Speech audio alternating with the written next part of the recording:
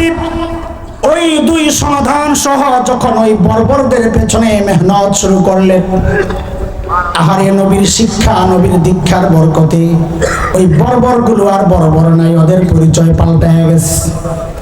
বলে নতুন পরিচয় বলেন, বলে আমি কি বলবো আল্লাহকে জিজ্ঞেস করো, মালিককে জিজ্ঞেস করলাম মালিক ওই বর্বরদের নতুন পরিচয় বলেন।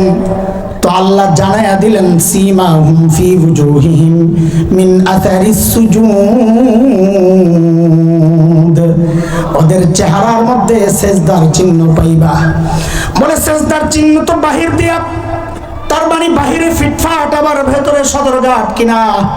আল্লাহ বলেন না না না, আমার নবীর সাহাবীরা বাহিরেও এক নাম্বার ভেতরেও এক নাম্বার। বলে ভেতরে এক নাম্বার বুঝবো কেমনে? আল্লাহ যেন বলেন তোর বোঝার দরকার কি, ওদের ভেতর ঠিক কেন? বলে তোমার ভেতর ঠিক, তুমি যে মুত্তাকি তোমার পাশের মানুষ সাক্ষী দেয় না। পিশাব করে জিগায়া দেখেন, পিশাব গো বউরা পিশাবের কাছে মুড়ি দেয় না। বউরা সিনিয়র না রে, পিশাব আইছে বউর কাছে দাম নাই। এক পিশাব এরকম বড় পিশাব, বউ খালি খোঁচায় তুই কি পীর হইলে? আরে কপাল আমার, মানুষের পীর কত বড় বড় পীর, আমার দ্বারা আল্লাহ দিছে একটা। তো একদিন আইসে আরে কয় কি, আরে তুমি কি করিলা কিসে? কার আজকে আমাকে বাসার সামনে দিয়ে দেখছে পিশাব উইরা উইরা যায়, তুমি কি ঘোড়া ডিমের পীর হইলা? তো পিশাব কয় আরে এতদিন জানতাম যে তোর দিলটাই নষ্ট হয়েছে, এমন দিন চোখ নষ্ট কেন? ভালো করে দেখো না যে আমি আসিলাম, উইরা গেছে কে? আমি। এখন বউ কি কয় আরে এই জন্যই তো কই কিরে পাঙ্খা একটা ভাঙ্গা কেন? স্বীকার করবো না, তাও স্বীকার করবো না। তা আল্লাহ যেন বলে আরে তুমি যে মুত্তাকি তোমার পাশের মানুষ সাক্ষী দেয় না, আর আমার নবীর সঙ্গীরা মুত্তাকি, আমি পরীক্ষা নিয়ে দেখেছি, আমি আল্লাহ সাক্ষী দিচ্ছি ওদের দিল ঠিক আছে। সূরা হুজুরাতে আসছে আল্লাহ বলে উলাইকাল্লাযীনা ইমতাহানাল্লাহু কুলুবাহুম লিত্তাকওয়া লাহুম মাগফিরাতুন ওয়া আজরুন আযীম। নবীকে জিজ্ঞেস করলাম ইয়া রাসূলুল্লাহ এই বর্বরদের নতুন পরিচয় বলেন। আল্লাহর হাবিব যেন বলে উঠলেন এরে আমার সাহাবীদেরকে তোরা বর্বর বলিস না, ওরা আর এখন বর্বর নাই, ও তো নতুন পরিচয় বলেন না। তো নবী বলেন খায়রুল কুরুনি করনি, ওরা আর বর্বর নাই, ওরা এখন মানব ইতিহাসের সর্বশ্রেষ্ঠ মানুষ হয়ে গেছে। আল্লাহু আকবার। এই পর্যন্ত বুঝছেননি আপনারা, কিন্তু মনে নাই তাই না? তো ঠিক আছে, যেন মনে থাকে আমরা একটা ব্যবস্থা আছে, ব্যবস্থা করতেছি ইনশাআল্লাহ। লম্বা সময় তো কথা বলা যাবে না, আপনাকে কষ্ট হয় গরমে, আসল কষ্ট তো আমার হয় বুঝলেন না, এটা তো কইতে পারি না, আপনাকে বুঝে চাপাই দিতেছি। চলেন অনেক কথার ছোট্ট প্যাকেটের মধ্যে ঢুকাই, কথা কমবে না জায়গা কমবে, ঠিক আছে? সময় কমাবো, কথা কমবে না ইনশাআল্লাহ। কেন? যেন আপনাদের মনে থাকে, মনে না থাকলে আমল করবেন কেমনে বলেন? এই যে আমরা কথাবার্তা বলি আপনারা মনে রাখেন না, তো লাভটা কি? কিছু দোষ আপনাকেও আছে, কিছু দোষ আমগো আছে। আমগো দোষ কি? মাহফিল থেকে গেছে যে শোনে নাই এমন একজনের লেগে দেখা, কিনা আজকে ওয়াজে গেছি কেমন ওয়াজ, দারুণ, কি বিষয় আলোচনা হয়েছে? আরে গলা একটা মাশাআল্লাহ। আরে কি বিষয় আলোচনা হয়েছে? বাইরে একটা গজল গাইছে যে কলজেটা ঠান্ডা হয়ে গেছে। আরে কি বিষয় আলোচনা হয়েছে? মক্কা মদিনার আজান দিছে, ও মক্কা মদিনা ফের। আরে গাদা কোন বিষয়ে আলোচনা হয়েছে ওইটা জিজ্ঞেস করতেছে, কোন বিষয়ে আলোচনা হয়েছে এটা তো বলতাম না। কথা বলেন হচ্ছে কিনা? 1.5-2 ঘন্টা আলোচনা চলছে, না আছে কোরআন না আছে হাদিস, গজল, আজান, কিচ্ছা, গল্প, বুজুর্গের কাহিনী, বয়ান শেষ। আবার প্যাকেটে অগ্রিম দেওয়া লাগে, অগ্রিম না পরিশোধ করলে বয়ানে উঠবো না, বয়ানটা বয়া থাকে। এটা যেমন খারাপ, আবার ওইটাও খারাপ যেগুলা দইরা কিলায়। এটা কোন অভদ্রতা, কোন দুনিয়ায় আসলাম? আচ্ছা, একজন একটা ভুল করছে, তিনি মেহমান ছিলেন, মুসাফির ছিলেন, তিনি যেটা করেছেন এটাও অন্যায়, এটা আমাদের ইজ্জতের বিষয়, বলতেও খারাপ লাগে, লজ্জা লাগে। এটা কিভাবে সম্ভব? একজন আলেম কি করে বলবেন যে টাকা পরিশোধ না করলে আমি বয়ান করবো না? এটা কিভাবে সম্ভব? আরে আল্লাহ যে নিয়ামত দিচ্ছেন, আলেমের নিয়ামতের কদর করো ভাই। হ্যাঁ, মানুষ কিছু দিলে আলহামদুলিল্লাহ, না দিলেও আলহামদুলিল্লাহ। আমাদের জিম্মাদারি ছিল এই প্যান্ডেলগুলো সাজায়া মাইকের পয়সা দিয়া এরপরে আপনি করে বয়ান শোনানো। ইমান দুর্বল, পকেট দুর্বল, ওই জন্যে পারি না। জিম্মাদারি তো ওইটাই ছিল, তারপরেও মানুষ সম্মান করে, কিছু করে। এটা আল্লাহ শুকরিয়া আদায় করা দরকার। সেখানে গোমাইরা বসে থাকা এটা অন্যায়, এটা অপরাধ। অন্যায়কে অন্যায় বলা শিখুন, অন্যায়কে অন্যায় মনে করা শিখুন। দলীয় কারণে, বন্ধুত্বের কারণে অন্যায়ের পক্ষ নেওয়া কোনো সুস্থ মানুষের কাজ না। এটা যেমন অপরাধ, রিয়াকশন যেটা দেখানো হয়েছে এটা আরো বেশি অপরাধ হয়ে গেছে। আমি করলাম পায়ের মধ্যে গুল্লি, তুমি করে দিলা মাথায় গুল্লি। কেমন হইলো কাহিনী? আমি পায়ে গুলি করছি, তুমি গুলি করলা কই? বক্তা যদি গুলি করে থাকে আয়োজকদের পায়ে, আয়োজকরা পরবর্তীতে যেটা করছে এটা করা, গুলি করছে বক্তা, বাঁচবো। তাই হয়েছে। সবাই সবার প্রতি শ্রদ্ধা, ভালোবাসা, মহাব্বত, এটা তো দিনই জিনিস। মহাব্বতের সাথে কাজটা হবে। যারা দূর থেকে আসবেন তাদেরকে সর্বোচ্চ সম্মান দিবেন আপনারা, সামর্থ্যের সবটুকু ঢাইলা তাদের খেদমত করবেন। আবার যারা আসবেন তারাও এমন কিছু না করি যেন আয়োজকদের জন্য এটা বোঝা হয়ে যায়, আয়োজকরা চাপে পড়ে। হ্যাঁ, এই কাজগুলো আমরা আল্লাহর রাস্তায় ছেড়ে দেই। আল্লাহ তাআলা আমাদের এই সুন্দর পরিবেশটাকে অসুন্দর যারা করবে তাদেরকে যেন সরায়া দেন। আমিও যদি হই, আমার কারণেও যদি এই পরিবেশ নষ্ট হয়, আল্লাহ যেন এই ময়দান থেকে আমারে সরায়া দেন। তাও আমাদের আকাবির আসলাফদের রেখে যাওয়া এই সুন্দর যে পরিবেশ, দিন প্রচারের এই সুন্দর যে একটা আয়োজন ব্যবস্থা, আল্লাহ যেন এই সুন্দর জিনিসটাকে বাকি রাখেন। কারণ সাধারণ মানুষ পর্যন্ত পৌঁছায় আমাদের এই একটাই মাধ্যম। এক হচ্ছে দাওয়াত ও তাবলীগ, আর এক হচ্ছে এই ওয়াজ মাহফিল। হ্যাঁ, দাওয়াত ও তাবলীগে অনেকে আসে না, অনেকের পছন্দ না, কিন্তু ওয়াজ মাহফিলে এখানে সব দল নির্বিশেষে সব শ্রেণীর মানুষ আসে। এইটা ব্যাপক, এর আবেদন ব্যাপক। এই সুন্দর জিনিসটা যেন আমাদের কারো কারো অসৌজন্যতা, কারো কারো হঠকারী কোনো সিদ্ধান্তে দুনিয়ামুখী হওয়ার কারণে যেন এটা নষ্ট না হয়ে যায়। আল্লাহ হেফাজত করেন। সবাই একটু বলেন আমিন। আমি অন্য জায়গায় চলে গেছিলাম, বাদ দেন, এইটা ডিলিট করে দেন, বাদ দেন। আমরা অন্য জায়গায় থাকি। দুইটা প্যাকেট বানায় দেই যেন আমাদের এই তোরা রেডি হইতেছিস না, এই যে কটার রেকাইটটা কেমনে দিবি, ওই বক্তার ছবি দিয়ে একটা ক্রস দিবি, তাই না? কুট্টাল বাবু, খবরদার, খবরদার, এই আলোচনাটা আনা যাবে না, এটা ডিলেট। ওকে, ইনশাআল্লাহ আমরা কারো ইজ্জত নষ্ট হবে আমরা চাই না। আল্লাহ তাআলা সবার ইজ্জতের হেফাজত করেন, আমিন। দুঃখ বললাম, দুঃখ, কষ্ট, এটা আমাদের আলোচনার বাইরে। বলতেছিলাম যেটা প্যাকেট, আজকের আলোচনা এ পর্যন্ত যা করেছি, সামনে যা করব, 6 কথার বয়ান। বলেন, বলেন কয় কথা? পোলাবাইট যদি পড়া না শোনাইতে পারো, আমি কিন্তু মুরগি বানাই দেবো। জুয়ান জান যেগুলো আছো, বুড়া করেন, আমার অভ্যাস খারাপ আছে। কয় কথা? সাহাবীদেরকে নিয়ে 3 কথা, আর আমার মতো জারিনকে নিয়ে 3 কথা। এই 2টা পোটলা বানাইয়া দিব, 2টা পোটলা খুইলে আবার ব্যাখ্যা করে দেবো, এটাই বয়ান। এই যে 6 কথা দিয়ে একটা ব্রেকেট দিলাম, দেখবেন এই 6 কথার বাইরে আর আমি যাচ্ছি না, এর ভিতরেই ঘুরতেছি। তো আপনাদের বোঝা সহজ হবে, মনে রাখা সহজ হবে, বাড়ি নেওয়া সহজ হবে, আমল করা সহজ হবে। ঠিক আছে ইনশাআল্লাহ? বলেন সাহাবীদেরকে নিয়ে কয় কথা? আমি যা বলি আমার সাথে সাথে বলবেন, জবাব দিয়েন না, আমি পড়া মুখস্থ করাই দিছি। বলেন, ওরা ছিল কি? বলেন বলেন বলেন। একটু আগে হুজুর এক মাওনার ব্যাপারে বলছে, এবারে ছিল কি, হইল কি বলছিলেন না হুজুর? ওই সময় চিন্তা করছি রাকেটা পাওয়া লাগবে। বলেন, ওরা ছিল কি? অবাক হওয়ার মতো একটা ভাব নিয়ে বলেন, হইল কি? এই ওরা মানে কারা? সাহাবায়ে কেরাম, নবীর সঙ্গীরা সাল্লাল্লাহু আলাইহি সাল্লাম। বলেন, সবাই বলেন, নাইলে মুখস্থ থাকবে না। বলেন, ওরা ছিল কি? অবাক হওয়ার একটা ভাবাই না, বলেন হইল কি? মাঝখানে ঢুকলো কি? আচ্ছা এবার একটু বুঝেন তো, বলতে মজা লাগবে। ওরা ছিল কি? ছিল মানব ইতিহাসের সবচেয়ে জঘন্য আর খারাপ মানুষ। বলে এই কথা আপনি বারবার কোত্থেকে বলেন? হিসাব সোজা, ডাক্তার যেহেতু সবচেয়ে বড়, বোঝা গেল যে রোগীদের চিকিৎসার জন্য আনা হয়েছে, ওই রোগীরাও ছিল সবচেয়ে বড়। তো ছিল কি? সবচেয়ে খারাপ মানুষ। হইল কি? সবচেয়ে ভালো মানুষ, দামি মানুষ। আরে আশ্চর্য, সবচেয়ে খারাপ মানুষগুলো সবচেয়ে ভালো মানুষ হয়ে গেল, এটা কি করে সম্ভব? ক্লাসের ফেল করা ছাত্র ভালো করে পরিশ্রম করলে পাশ করে, কিন্তু প্রথম হয় না। কি অবস্থা? ফেল করা ছাত্র ভালো করে পরিশ্রম করলে বেশির থেকে বেশি পাশ করবে, কিন্তু কি হয় না? ফার্স্ট হয় না, প্রথম হয় না। অথচ সাহাবীদের ব্যাপারে তো তাই ঘটলো। ফেল করা ছাত্র, মানব ইতিহাসের সবচেয়ে খারাপ মানুষগুলো কিসের ছোঁয়ায়, কোন কারণে সর্বশ্রেষ্ঠ হয়ে গেল? মাঝখানে ঢুকছি কি? বলে কোরআনুল কারীম। কি ঢুকছে? বলেন কি ঢুকছে?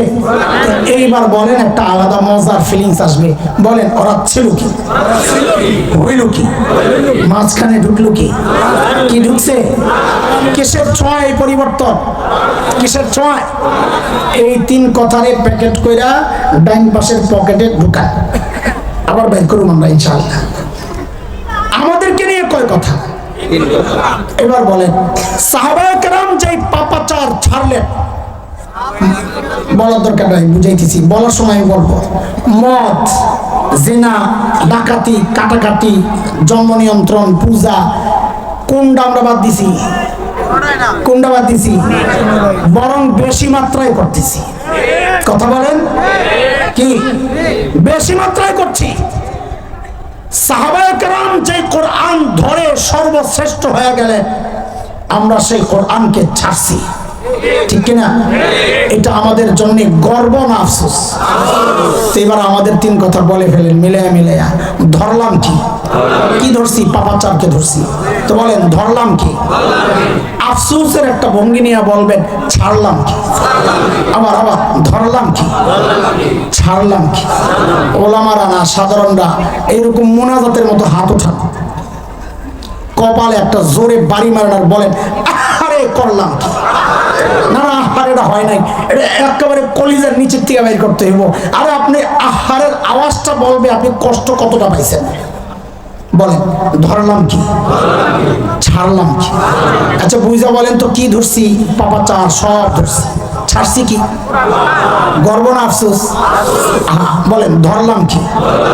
ছাড়লাম কি? আরে করলাম। এইবার হয়েছে মাশাআল্লাহ। এই তিন কথারে এক পোটলা বানান। কয় পোটলা হয়েছে? মোট কয় কথা? এক পোটলা বানান, কথা বলো, মোট কয় কথা? সাহাবীদেরকে নিয়ে কয় কথা? কি ওরা ছিল কি? মাশাআল্লাহ। হইল কি মাঝখানে? আচ্ছা, এই তিন কথা।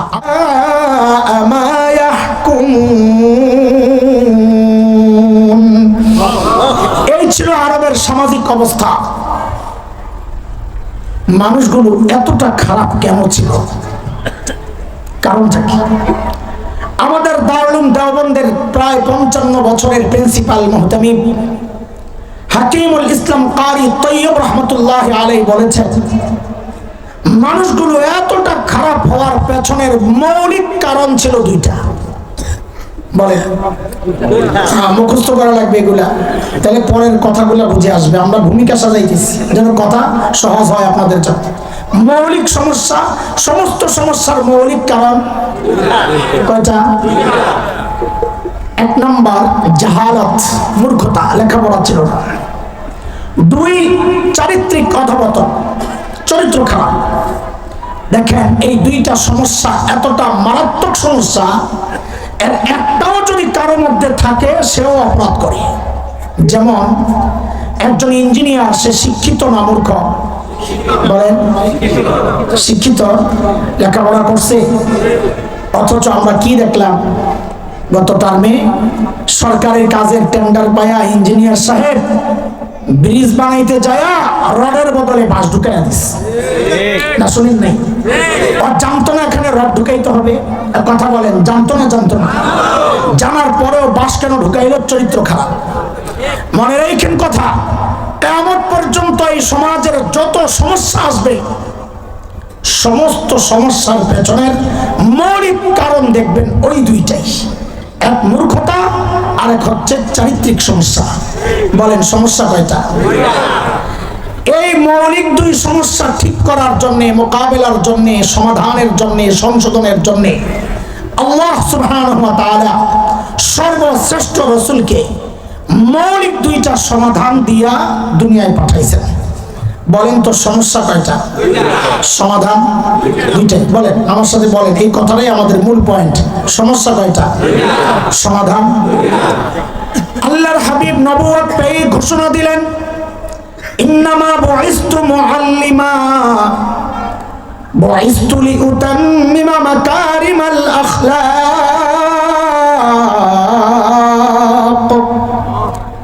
নবী ঘোষণা দিলেন, আল্লাহ আমাকে শিক্ষক বানায়া দুনিয়ায় পাঠাইছেন। কি বানায়া? আমাদের নবী কি ছিলেন? এটা সবাই বলেন, আমাদের নবী কি ছিলেন? আরো জোরে মনে রেখে, আমি আবার আসবো তো, আবার জিজ্ঞেস করবো ইনশাআল্লাহ। আল্লাহ আমার নবীকে শিক্ষক বানায়া কেন পাঠাইলেন? ওই যে দুই মৌলিক সমস্যার একটা ছিল মূর্খতা, ওই মূর্খতা দূর করার জন্য। দুই নাম্বার, নবী বলেন, আল্লাহ আমাকে সর্বোচ্চ উন্নত চরিত্র দিয়ে দুনিয়ায় পাঠিয়েছেন কেন? আমি যেন এই চরিত্রহীন মানুষগুলোর পেছনে মেহনত করে করে ওদেরকে মানব ইতিহাসের শ্রেষ্ঠ চরিত্রবান মানুষ বানাতে পারি। বলেন আবার আমার সাথে যুক্ত হন, বলেন সমস্যা কয়টা? সমাধান। সমস্যাও দুইটা, যেমন কিয়ামত পর্যন্ত মৌলিক পয়েন্ট। কিয়ামত পর্যন্ত যত সমাধান দরকার, দুনিয়ার কোন সমস্যার সমাধান এই দুইটা ছাড়া বিকল্প কোন রাস্তা নাই। যে দুই সমাধান নিয়ে আমার নবী দুনিয়ায় আসছেন। এবার আবার পিছনে যাই, আমাদের নবী কি ছিলেন? সবাই বলেন তো। কিছু কথা বলবো যে আগের থেকে একটু ভেঙে নেই, অনেকের কষ্ট লাগতে পারে, লাগতে পারে, আর নাই মানে কি লাগবে। তবে এই আপনাদেরকে কষ্ট দেওয়ার জন্য কথাগুলো বলবো না, এটা বিশ্বাস রাখেন। আল্লাহকে হাজির নাজির রেখে বলছি, আপনাদের হৃদয়ে আফসোসের আগুন জ্বালাইতে কথাগুলো বলবো, কষ্ট দেওয়ার জন্য না। আহারে কি করলাম, ছোটবেলায় শীতের মধ্যে মা যখন গোসল করাইতেন ডলাডলি দিয়া, কষ্ট তো হইতো, তাই না? হইতো না? হইতো বলেই তো আমরা জ্বালাইতাম, কামতাম, কামড়াইতাম, খামচাইতাম। কিন্তু কষ্ট দেওয়ার জন্যই কি মা এই ডলাডলি দিতেন না আমার ভালোর জন্য? কিন্তু আপনাদের অবস্থা কি জানেন? যখন জমিনের নিচের ওয়াজ চলে, আসমানের উপরের কথা বলে, এটা হইলো ওয়াজ। এটা হইলো যেই মাঝখানে আমরা আসি তখন আর ওয়াজ থাকে না, এটা বলে রাজনীতির আলাপ। আসলে ওটা রাজনীতির আলাপ না, আমি ওটার নাম দিছি ওয়াজ। কি জমিনের নিচে আর আসমানের উপরে হইলো ওয়াজ, মাঝখানেরটা হইলো ওয়াজ। ওয়াজ দোলাই দোলাই, বুঝুন তো, দোলাই। আপনারা ওয়াজ তো শুনতে বড় পছন্দ লাগে, ভাল লাগে, কিন্তু যেই ওয়াজ শুরু হয় তখন আর এই হুজুর ভাল লাগে না, এই হুজুর তো উগ্রবাদী। এই 16 বছর খালি এই দৃশ্যই আমাদেরকে দেখতে হয়েছে। স্লিপ দেয়, স্লিপ। হুজুর রাজনীতির আলাপ করা নিষেধ। একদিন এক চেয়ারম্যান সাহেব দিস পাশে বসা, হ্যাঁ দেয় না, হ্যাঁ ডাক দিয়ে একজনটা কয়ে দিস, তো চেয়ারম্যান সাহেবের পক্ষ থেকে একজনের একটা স্লিপ দিস। আমি তো বুঝছি এটা এই শতানের কাম, তা আমি তো হেসে বড় ডবরা, আমি আর সামনে এটা শিখছি। সিরা বলি কি, মিয়া আপনাকে স্লিপ দিয়ে কথা বলার জন্য আলেম হই নাই, আল্লাহর স্লিপে কথা বলার জন্যই আলেম হইছে। স্লিপ একটা দেওয়া আছে আমারে, নতুন করে স্লিপ নেওয়ার সময় আছে নাকি আমাদের? কথা বলে তোমার এই সমস্ত স্লিপ দিয়ে কথা বলে মৌলবি হওয়া যাইব আর কথা বলা যাইব? হ্যাঁ হওয়া যাবে, তেল তেল তেলওয়ালা। আমার কাছে ডিব্বা ডুব্বা নাই, আসবে সময় মতো বলবো না ইনশাল্লাহ। রাখ, শুনতে থাকেন। বলেন সমস্যা কয়টা? সমাধান। আমাদের নবী কি ছিলেন? আমার কাছে আমার কিচ্ছু দেওয়া লাগবে না, কিছু করা লাগবে না, আপনারা খালি মনোযোগ দিয়ে শোনেন, এটাই আমার চাওয়া। আমার নিয়ে টেনশন করলে বিপদ আছে। দেখেন, আপনারা যারা মাদ্রাসা ওয়ালা না, এই মাহফিল কাদের? মাদ্রাসা। আপনারা যারা মাদ্রাসা ওয়ালা না, আপনাদের গর্বের অনেক উপলক্ষ আছে। আপনারা কেউ ডাক্তার, আপনার গর্ব। কেউ পিএইচডি করা ডক্টর, আপনার গর্ব। কেউ ইঞ্জিনিয়ার, আপনার গর্ব। কেউ শিল্পপতি, আপনার গর্ব। কেউ সমাজপতি, আপনার গর্ব। কেউ জনপ্রতিনিধি, আপনার গর্ব। কারো ছেলে মেয়ে ইউরোপ আমেরিকায় থাকে, আপনার গর্ব। আমাদের মৌলবীদের গর্বের এত উপলক্ষ নাই, তবে একটা উপলক্ষ আছে আমাদের। সেটা কি জানেন? আমরা যে লেখাপড়া করি, কওমি মাদ্রাসা হোক আর আলিয়া মাদ্রাসা হোক, এখানে আমি ভাগ করতে চাই না। দ্বীনি শিক্ষার সাথে যারা যুক্ত আছে, আমাদের একটা গর্বের জায়গা হচ্ছে আমরা যে লেখাপড়া করি, এই লেখাপড়ার গোড়ায় শিক্ষক হচ্ছেন মুহাম্মদুর রাসূলুল্লাহ। এটা আমাদের গর্ব। আমি একটা উদাহরণ দিলে আপনারা বুঝবেন, এখন পরিষ্কার না বিষয়টা। আমরা কোরআন পড়ি আর হাদিস পড়ি, যাই পড়ি ওস্তাদের কাছে। আমার ওস্তাদ পড়েন তার ওস্তাদের কাছে, তিনি তার ওস্তাদ, শেষ যায় পাওয়া যায় মুহাম্মদুর রাসূলুল্লাহ। যেমন আমি বুখারী শরীফ পড়েছি, এখানে বুখারী পড়নেওয়ালা অনেক আছে, ওস্তাদও থাকতে পারেন, হযরত আছেন বড় আলেম, আর অনেক আছে। আমিও পড়েছি আলহামদুলিল্লাহ। প্রথম হাদিস ইন্নামাল আমালু বিন্নিয়াত আল হাদিস, এই হাদিসটা আমি ঢাকার ফরিদাবাদ মাদ্রাসায় পড়েছি। আমার উস্তাদ মুহতারাম শেখুল হাদিস আল্লামা আব্দুল হাফিজ রহমতুল্লাহ আলাইহি ভারতের দেওবন্দ মাদ্রাসায় পড়েছে এই হাদিস।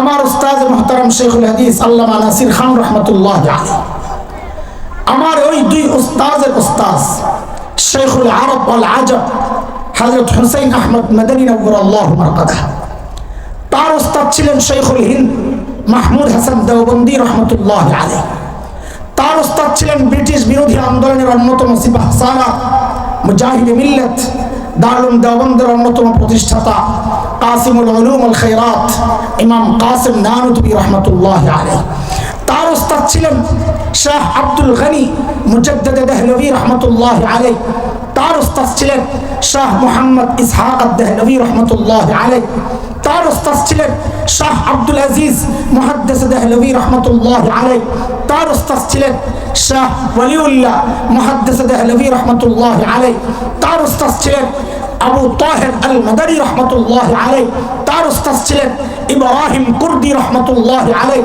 তার উস্তাদ ছিলেন আহমদ আল কুশাশি রহমতুল্লাহ আলাইহি, তার উস্তাদ ছিলেন আহমদ আশ-শানাবি রহমতুল্লাহ আলাইহি, তার উস্তাদ ছিলেন মুহাম্মদ আর-রমালি রহমতুল্লাহ আলাইহি, তার উস্তাদ ছিলেন যায়নুদ্দিন আল-মিসরি রহমতুল্লাহ আলাইহি, তার উস্তাদ ছিলেন আহমদ ইবনে আলী আল-হাজার আসকালানি রহমতুল্লাহ আলাইহি, তার উস্তাদ ছিলেন ইব্রাহিম আত-তানুখি রহমতুল্লাহ আলাইহি, তার উস্তাদ ছিলেন আবুল আব্বাস আল-হাজ্জার রহমতুল্লাহ আলাইহি, তার উস্তাদ ছিলেন আবু আলী আজ-জুবাইদি রহমতুল্লাহ আলাইহি, তার উস্তাদ ছিলেন আবুল ওয়াক্ত আস-সিজি রহমতুল্লাহ আলাইহি, তার উস্তাদ ছিলেন আবুল হাসান আদ-দাউদি রহমতুল্লাহ আলাইহি, তার উস্তাদ ছিলেন আবু মুহাম্মদ আস-সারাখসি রহমতুল্লাহ আলাইহি, তার উস্তাদ ছিলেন আবু আব্দুল্লাহ ফিরাবি রহমতুল্লাহ আলাইহি, তার উস্তাদ ছিলেন মুহাম্মদ ইবনে ইসমাঈল ইমাম বুখারী রহমতুল্লাহ আলাইহি, তার উস্তাদ ছিলেন হুমায়দি রহমতুল্লাহ আলাইহি, তার উস্তাদ ছিলেন ইয়াহইয়া ইবনে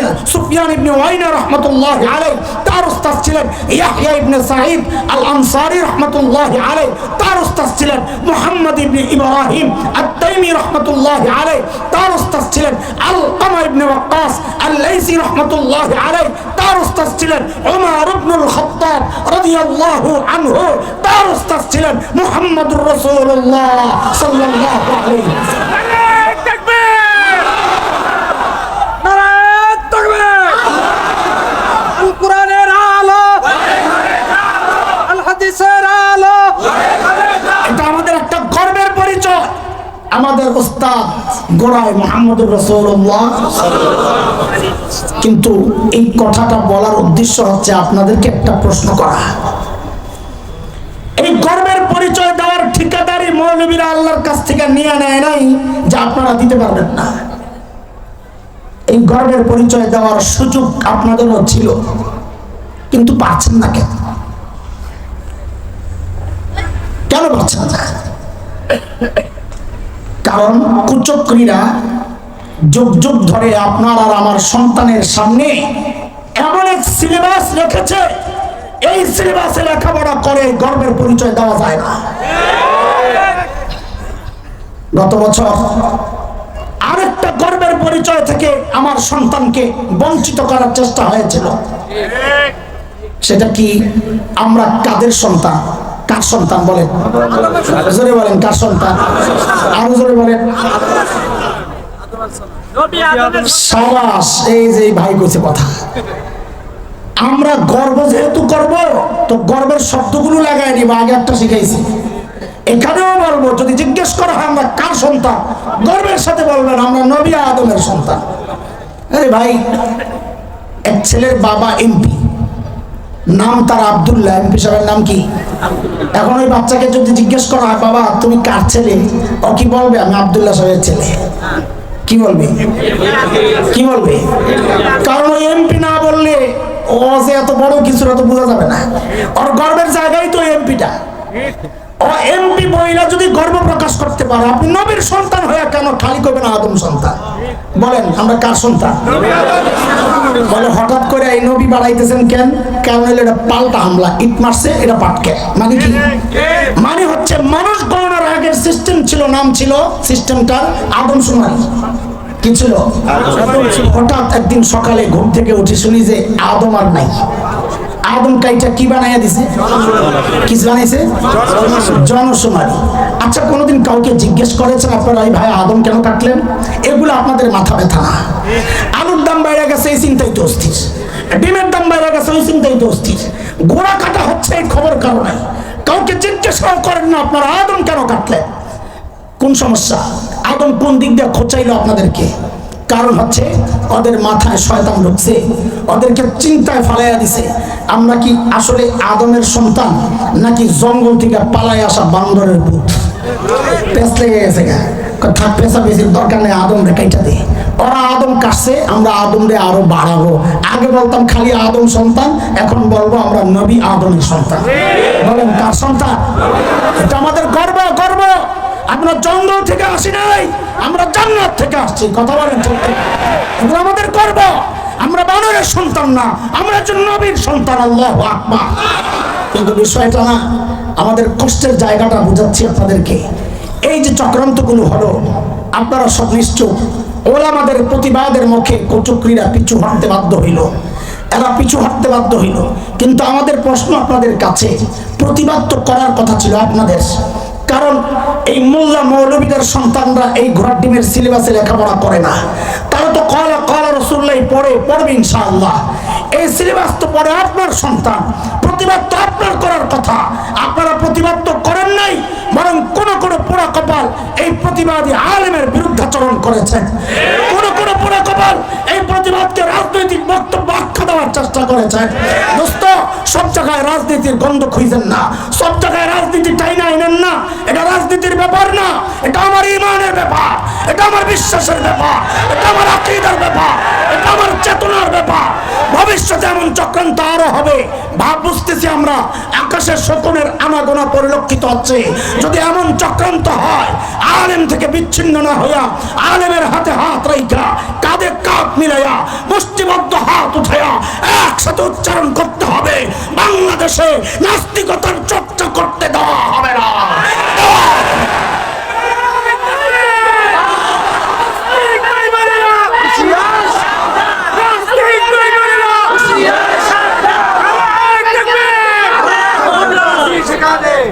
আলেমরা যেখানে, আলেমরা নাই যেখানে, আলেমদের রাস্তা আমাদের রাস্তা। বলেন আলেমদের রাস্তা, আলেমদের বিশ্বাস, আলেমদের আকীদা, আলেমদের চেতনা, আলেমদের ইজতিমা, আলেমদের তাবলীগ, আলেমদের কাকরাই, আলেমের সরকার, ইনশাআল্লাহ। আর বলেন ইনশাআল্লাহ। পরিবেশ হচ্ছে ইনশাআল্লাহ বাংলাদেশে ইসলামী হুকুমত কায়েম হবে ইনশাআল্লাহ। আল্লাহর হাবিব ওই দুই মিশন সহ যখন মেহনত শুরু করলেন, মনে আছে সমস্যা কয়টা? আমার চিল্লা সব ভুলে গেছেন কেন? আমি কিন্তু লাইনে আছি। সমস্ত নবীকে আল্লাহ কেন পাঠাইছেন, কখন পাঠাইছেন? আল্লাহ তাআলা যখন দেখেছেন তার বান্দা ধ্বংসের খাদে চলে গেছে, জাহান্নামের রাস্তায় ছুটে চলেছে, ওই বিপন্ন বিপর্যস্ত মানবতাকে রক্ষার জন্যে, টেনে জান্নাতের রাস্তায় উঠায়া দেওয়ার জন্যে আল্লাহ সুবহানাহু ওয়া তাআলা যুগে যুগে হযরত আম্বিয়া আলাইহিমুস সালামকে দুনিয়ায় পাঠিয়েছেন। যেমন হযরতে মূসা আলাইহিস সালামকে আল্লাহ দুনিয়ায় কখন পাঠাইছেন, কেন পাঠাইছেন? আল্লাহ তাআলা যখন দেখেছেন তার বান্দা বনি ইসরাইলের উপর ফেরাউন এবং তার বংশের লোকদের এমন নির্যাতন চলছিল যে বনি ইসরাইল নিঃশেষ হয় প্রায়। নির্যাতনের কিছু ধরন কোরআনুল কারীমের মধ্যে আসছে, যেমন সূরা ইব্রাহিমের 6 নম্বর আয়াতে নির্যাতনের একটা ধরন আসছে। ফেরাউন কি করত? তো আল্লাহ বলেন, وَإِذْ قَالَ مُوسَى لِقَوْمِهِ اذْكُرُوا نِعْمَةَ اللَّهِ عَلَيْكُمْ إِذْ أَنْجَاكُمْ مِنْ آلِ فِرْعَوْنَ يَسُومُونَكُمْ سُوءَ الْعَذَابِ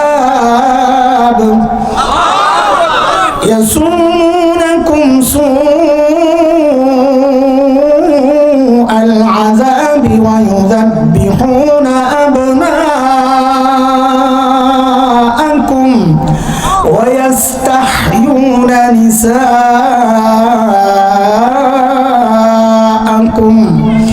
وفي ذلكم بلاء من ربكم عظيم।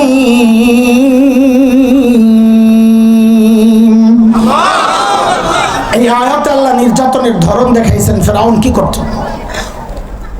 তো আল্লাহ বলেন, মেয়েদেরকে বাঁচায় রাখতো ফেরাউন। বনি ইসরাইলে যত মেয়ে জন্ম নিত বাঁচায় রাখতো, ছেড়ে দিত। কিন্তু যখনই কোনো ছেলে জন্ম নিত, গণকরা স্বপ্নের ব্যাখ্যা দিয়েছে বনি ইসরাইলে এমন এক ছেলে হবে যে ফেরাউন আপনাকে ক্ষমতা থেকে নামাবে।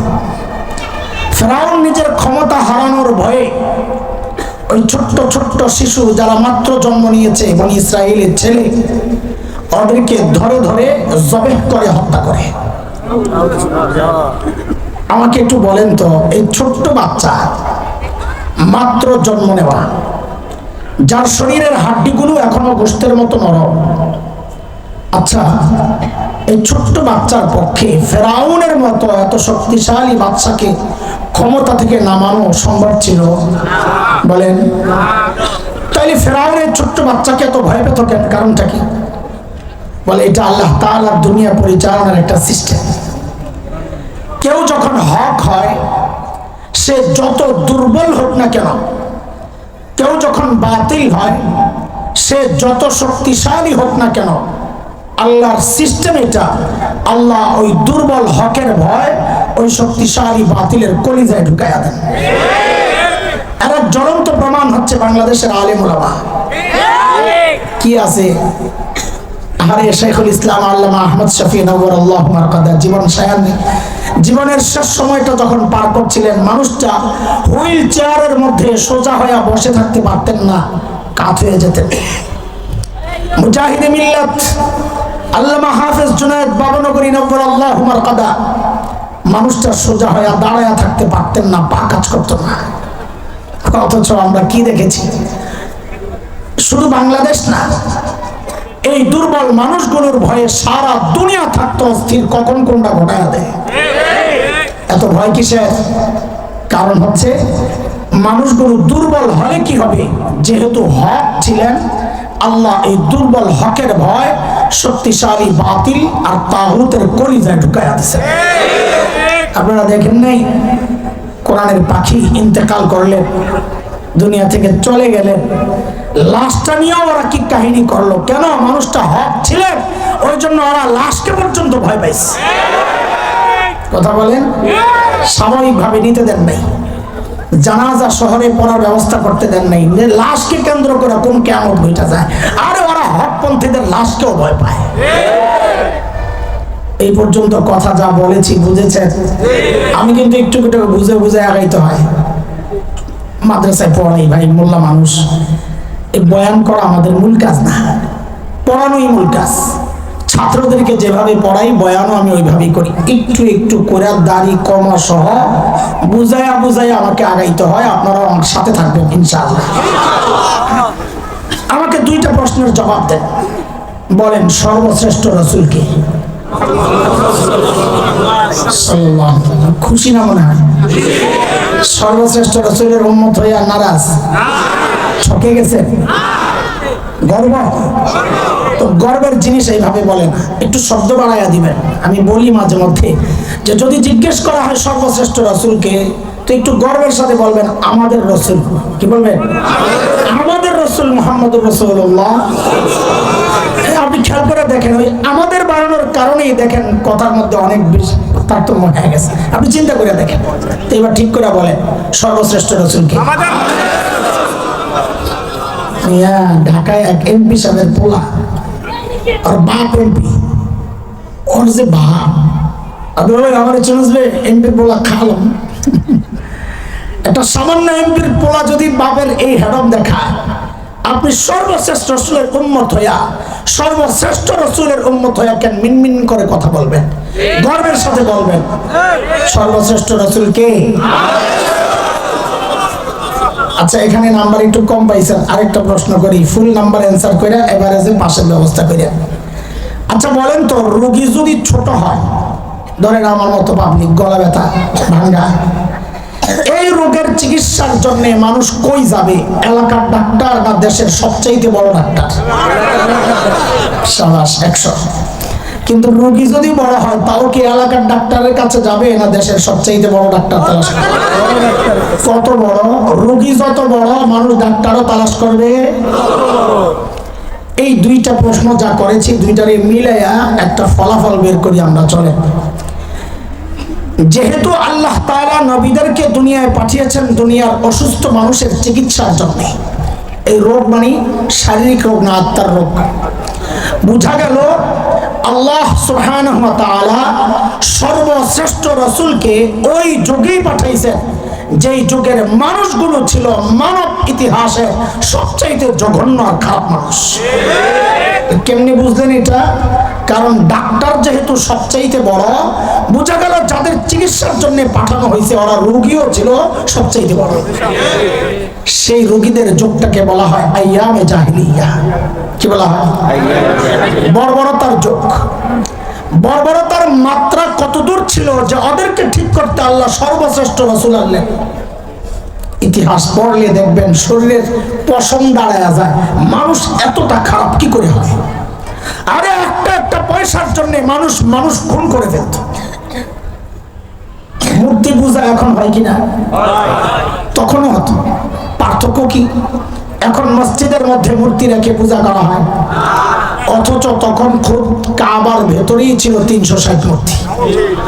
ঘরের মধ্যে আলাদা মূর্তি, মন্দিরে আলাদা, কোথাও সফরে বের হলে পকেটে করে বগলের নিচে করে আলাদা মূর্তি নিয়ে যাইতো। কেন? রাস্তায় পূজা করার জন্য যদি আবার খোদা না পাওয়া যায়, বান্দা খোদা পকেটে লয়ে ঘুরে। জন্ম নিয়ন্ত্রণ এখন হয় কি হয় না? তখনও হতো। পার্থক্য কি? এখন জন্ম নিয়ন্ত্রণ হয়, পেটের মধ্যে বাচ্চা নষ্ট করা হয় অথবা আসতে দেওয়া হয় না। আর তখন জন্ম নিয়ন্ত্রণ হতো, বাচ্চা হওয়ার পর দেখতো ছেলে না মেয়ে। যদি দেখছে ছেলে রেখে দিত, আর যদি দেখছে মেয়ে, এটা ছিল বাবার জন্য সামাজিক কলঙ্ক। আমি মেয়ের বাপ, ওই কলঙ্ক থেকে বাঁচার জন্য বাবা নিজ হাতে নিজের কলিজার টুকরা মেয়েকে জীবন্ত দাফন করে দিত। কোরআন আল কারীমের সূরা যুখরুফে আসছে, সূরা নাহলে আসছে 58-59 নম্বর আয়াত। তাফসীরের কিতাব খুলে দেখেন আল্লাহ কি বলেন। আল্লাহ বলেন, ওয়া ইযা বুশিরা আহাদুহুম বিল উনসা ظل وجهه مسودا وهو كظيم يتوارى من القوم من سوء ما بشر به أيمسكه على هون أم يدسه في التراب